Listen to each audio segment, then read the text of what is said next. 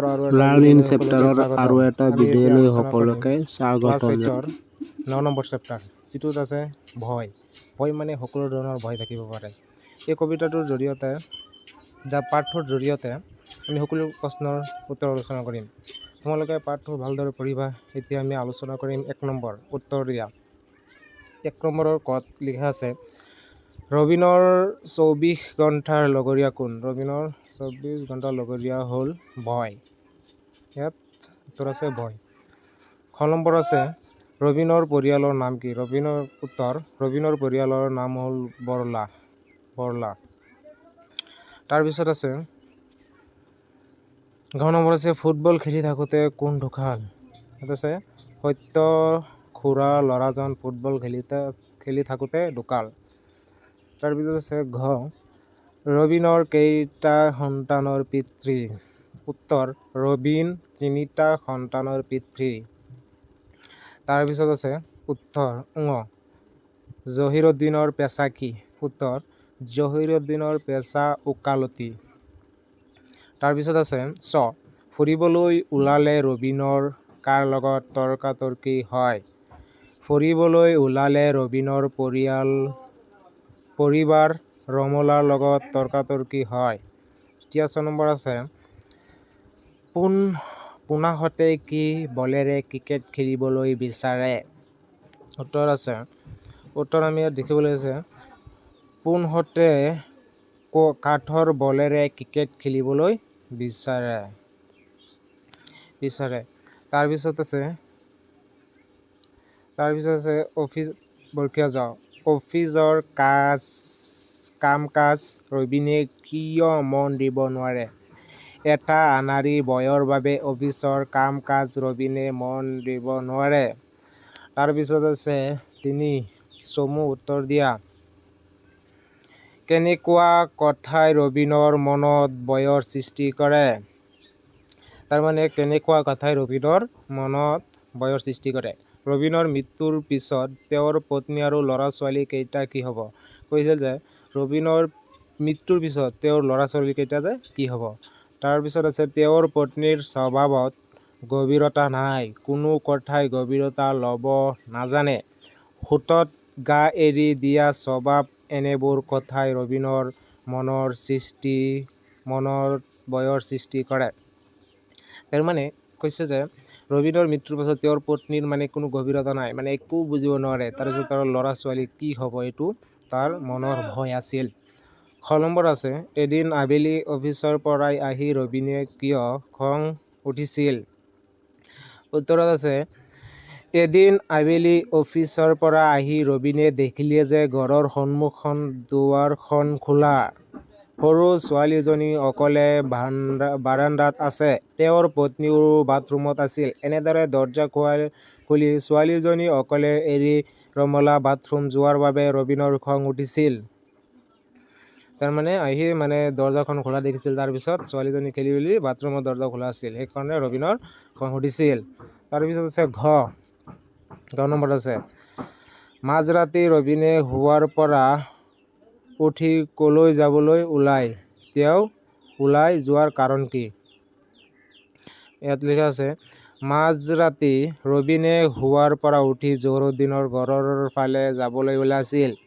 তেওঁ ভাবিছিল যে আজি যদি তেওঁ জহিৰৰ ল'ৰা ছোৱালীক উন্মত্ত জনতাৰ কবলৰ পৰা ৰক্ষা কৰিবলৈ নাযায়, তেতিয়াহ'লে তেওঁৰ পৰিয়াল সদস্যই বিপদত পৰিলে কোনো উদ্ধাৰ কৰিব নোৱাৰে। কেতিয়াবা মাজৰাতিৰ জহিৰুদ্দিনৰ পৰিয়ালৰ কিবা হৈ যায়, কোনে ৰাতিৰ পিছত কেনেকৈ উদ্ধাৰ কৰিব? তাৰপিছত আছে ঘ গল্পটো পঢ়ি ৰবীন আৰু ৰমলাৰ চিন্তাৰ মাজত ক'ত পাৰ্থক্য পাইছা? তোমালোকে এইটো ভালদৰে পঢ়িব লাগিব। ৰবীন আৰু ৰমলা দুয়োটা পৃথক চৰিত্ৰ। ৰবীনৰ চৰিত্ৰ আমি এক অনামী ভয়ৰ আৱৰণ অনবৰতে দেখোঁ যদিও এই ভয়ৰ আঁৰত এজন চিন্তাশীল নাগৰিকৰ দায়িত্ববোধো দেখিবলৈ পাওঁ।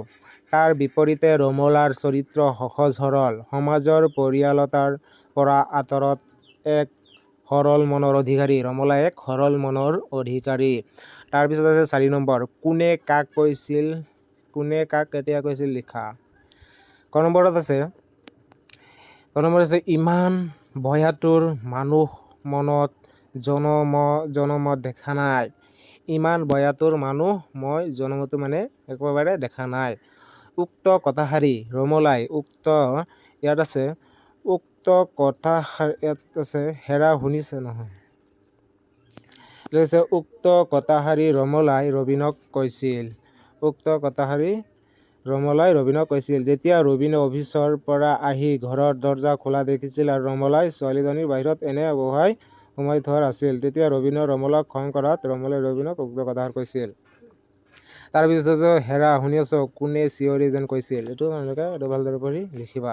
তাৰপিছত আছে আজি মই ল'ৰাৰ ছোৱালীক ৰক্ষা কৰিবলৈ নগ'লে কাইলৈও মোৰ ল'ৰা ছোৱালীক ৰক্ষা কৰিবলৈ কোন আহিব।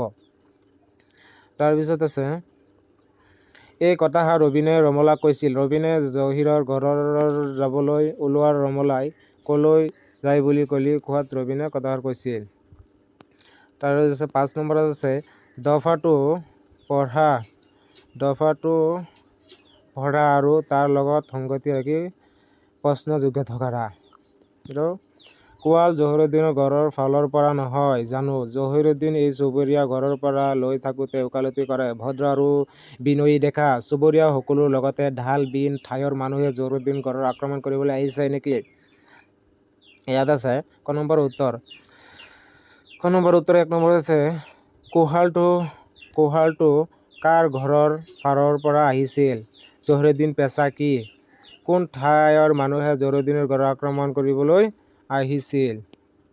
তাৰপিছত 6 নম্বৰত আছে বাক্যকেইটা শাৰীৰ তলৰ বাক্যকেইটা শাৰীৰ অৰ্থ বুজাই লিখা। বাক্যকেইটাৰ শাৰী বুজাই লিখিবলৈ দিছে। উচ্চালংঘ জনতাৰ দবলতাৰ দৰে, উচ্চালংঘ জনতাৰ দাবলৰ দৰে। অত্যন্ত জনতাই জুইৰ নিচিনা। জুইয়ে যেনেকৈ কোনো ভাজ বিচৰা নকৰাকৈ সন্মুখত পৰা সকলো বস্তুকে পুৰি ছাৰ-খাৰ কৰে, ঠিক তেনেদৰে আৱেগত উন্মোহন হোৱা জনতাই কোনো শুদ্ধ অশুদ্ধৰ বিচৰা নকৰাকৈ সমাজৰ অনিষ্ট কৰে। কোনো মানুহে জুইৰ বিষয়ে একো বুজি নাপায় অশুদ্ধ সমাজৰ বিনষ্ট কৰিব পাৰে। খ নম্বৰ আছে দাবানল সৃষ্টি কৰাৰ কাৰণে ফিৰিঙাই এঠাই যথেষ্ট। ইয়াত তোমালোকে অৰ্থ বুজাই লিখিবলৈ দিছে। উত্তৰ আছে এটুকুৰা জুই জ্বলিবলৈ এটা ফিৰিঙাত যথেষ্ট হোৱাৰ দেখিয়াকৈ সমাজ সৰু কথা এটাৰ পৰাই বিসম্প্ৰীতিৰ সৃষ্টি হয় আৰু তাৰ পৰাই গোটেই সমাজখন অশান্তিৰ বীজ বিয়পি পৰে। গ নম্বৰ আছে বিভিন্ন ধৰ্ম জাতি ভাষা সম্প্ৰদায় ভৰপূৰ। উত্তৰত আছে বিভিন্ন ধৰ্ম জাতি ভাষা সম্প্ৰদায়েৰে ভৰপূৰ দেশখন একতাৰ বহু প্ৰয়োজন। একতাৰ অবিহনে ধৰ্মীয় সহিষ্ণুতাৰ অবিহনে সমাজ এখন শৃংখল পৰিস্থিত হোৱাটো নিঘাত। তাৰপিছত আছে 8 নম্বৰ আছে তলৰ শব্দবোৰে একোটাকৈ বাক্য গঠন কৰা। একোটাকৈ এটা বাক্য গঠন কৰিবলৈ দিছে। আহতীয়া বাটেৰে ৰাতি বিয়লি অকলে অহা যোৱা কৰিবলৈ অসুবিধা। তাৰপিছত আছে সন্তৰ্পণে পিছল বাটেৰে ৰমেনৰ ককায়েক খুব সন্তৰ্পণে খোজ কাঢ়ি অহা যোৱা কৰে। লনি নিছিঙা জোনবলি মেলালৈ বিভিন্ন ঠাইৰ পৰা মানুহ লানি নিগিছা হাত ভয়। তাৰপিছত তোমালোকে অনুস্ময় এইটো পঢ়িবা। তাৰপিছত আছে অমুকটো তোমালোকে লোকৰ অহিত চিন্তাৰ কৰাৰ অমুক পৰিণতি লাভ কৰে। তাৰপিছত আছে যুৱ উচ্ছৃংখল সমাজ এখন জ্বলন্ত সমস্যা। তাৰপিছত দাবানল সৃষ্টি কৰাৰ কাৰণে ফিৰিঙাই এটা যথেষ্ট। ছাৰ-খাৰ মানে ছাৰ-খাৰ হৈ যায়। জুইৰে মেঘাহঁতৰ ঘৰখন পুৰি ছাৰ-খাৰ হৈ গ'ল। জুইৰে পুৰি এটা ঘৰ ছাৰ-খাৰ হৈ গ'ল। ছাৰ-খাৰ মানে হৈ গ'ল। উৎকৰ্ণ গভীৰ ৰাতি হঠাতে উৎকৰ্ণ ৰবীনে কিবা শুনাৰ চেষ্টা কৰে। তাৰপিছত কোলাহল মানে শ্ৰেণীকোঠা বৰ কোলাহলপূৰ্ণ হৈ পৰিছে, বেয়া হৈ পৰিছে। তাৰপিছত আছে 9 নম্বৰ তলত দিয়া দফাটো যদি যৎ চিহ্ন ব্যৱহাৰ পূৰণ কৰি লিখা। মানুহৰ মুখ শান্তি এক প্ৰধান সন্তৰায় হৈছে ক্ৰোধ। কলা সৃষ্টিৰ প্ৰতি আকৰ্ষণে সেই ক্ৰোধ নাশ কৰি মানুহৰ মনৰ কোমল প্ৰবৃত্তিসমূহ জগাই তোলে। সেইকাৰণে এটা পৰিয়ালত খেল-ধেমালি, নাচ-গান আদিৰ প্ৰতি থকা ৰাপ আদিৰ পৰা অবিহনে পৰিৱেশৰ পৰা সেই পৰিয়াল থকা সুখ-শান্তি উমান পাব পাৰি। মাঘৰ বিহুত মেজি সজা, ভোজ-ভাত খোৱা, হৈ-ধু, ঢোল, ঢোল-পেঁপা, গানৰ গগনাৰ তালে তালে বিহু নচা আৰু দেৱালী আদি উৎসৱ মানুহে সমূহীয়াভাৱে মনৰ আনন্দকে প্ৰকাশ কৰে। তো লিখিব লাগিব। তাৰপিছত আছে ল'ৰা-ছোৱালীক যোগ ক, দ্বিতীয় বিভক্তি কৰিব যোগ লৈ চতুৰ্থ বিভক্তি। তাৰপিছত আছে 11 নম্বৰ আছে ভাৱ বহলাই লিখা। ভাৱ বহলাই লিখিবলৈ দিছে। অতিমাত্ৰা সকলোৰে বেয়া। অতিমাত্ৰা সকলোৰে বেয়া। অতিমাত্ৰা সকলোৰে বেয়া। সকলো বস্তুৰে অতিমাত্ৰা আমাৰ কাৰণে বেয়া। যি ধন সম্পত্তি, মৰম আদৰ, খং আৱেগ যিয়েই নহওক লাগে, অতি যাত্ৰা ধন সম্পত্তিৰ মানুহে অহংকাৰী কৰে। যদি ধন মাত্ৰা অধিক থাকে তেতিয়া মানুহে অহংকাৰী কৰে। আনহাতে অতিমাত্ৰা মৰম চেনেহ ল'ৰা-ছোৱালীক বিপদে পৰিচালিত কৰে। অতিমাত্ৰা বিপদে কৰিব পাৰে। সেয়েহে সকলো বস্তুৱেই পৰিমিত হাৰত হ'ব লাগে। কলমৰ ফিৰিঙতিৰ পৰা খান্দোৱা দাও।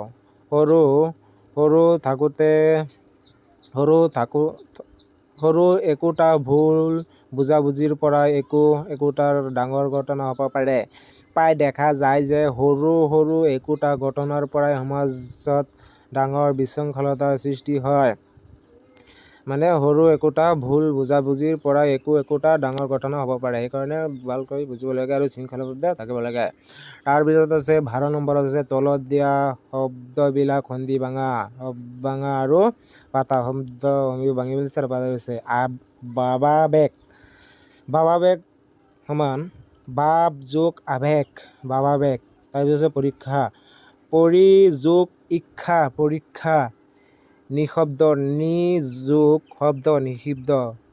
তাৰপিছত আছে বয়াতুৰ, বয় যোগ আতুৰ, বয়াতুৰ। তাৰপিছত যথেষ্ট, যত যোগ অস্থ, যথেষ্ট। উৎস,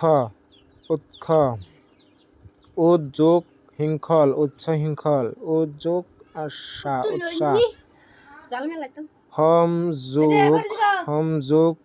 সম যোগ মুখ, সন্মুখ। নি যোগ চিন্ত, নিশ্চিন্ত। হীৰ যোগ ছেদ, শিৰচ্ছেদ। তাতে কেইটামান সাধুকথা আৰু চুটিগল্পৰ মাজত পাৰ্থক্য। সাধুকথা আৰু চুটিগল্পৰ মাজত থকাটো পাৰ্থক্যটো হ'ল সাধুকথা কল্পকাহিনীতকৈ তাৎক্ষণিক, আনহাতে চুটিগল্প বাস্তৱ প্ৰতিফলিত হয়।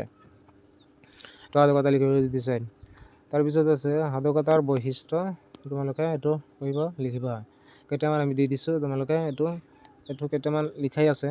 তোমালোকে পৰীক্ষাত তেনেকুৱা আহিব পাৰে, এইটো লিখিব পাৰা, এইটো লিখিবা, নহ'লে এইটো লিখিব পাৰা। কেইটামান লিখি তাৰপিছত তোমালোকে পঢ়িবা তোমালোকে পঢ়িবা। তাৰপিছত এইটো এইকেইটা লিখি তোমালোকে গ নম্বৰকেইটা মানে কেইটামান মুখস্থ কৰিলে হ'ল। যেনেকুৱা এইটো লিখিবা। বাদ হৈছে শিলভদ্ৰৰ প্ৰকৃত নাম কি? এইবাৰ আমি চুটিগল্প দি দিছোঁ, চমুকৈ দি দিছোঁ। তোমালোকে এইটো ভালদৰে পঢ়িবা। তাৰপিছত এইকেইটা ভালদৰে পঢ়িব লাগিব। এইকেইটা মই দি দিছোঁ, ফাৰ্ষ্টত এইটো দি দিছোঁ। তোমালোকে ভালদৰে পঢ়িলেই হ'ল, নহ'লে পৰীক্ষাত নম্বৰটো বেছিকৈ পাবা। তাৰপিছত এই যিটো আহিব, শিলভদ্ৰৰ কোন চনত মৃত্যু হৈছিল? শিলভদ্ৰৰ কোন চনত মৃত্যু হৈছিল? 1808 চনৰ 29 ফেব্ৰুৱাৰীত শিলভদ্ৰৰ মৃত্যু হয়। তোমালোকে যদি ভিডিঅ'টো ভাল হয় চেনেলটো ছাবস্ক্ৰাইব কৰি থবা।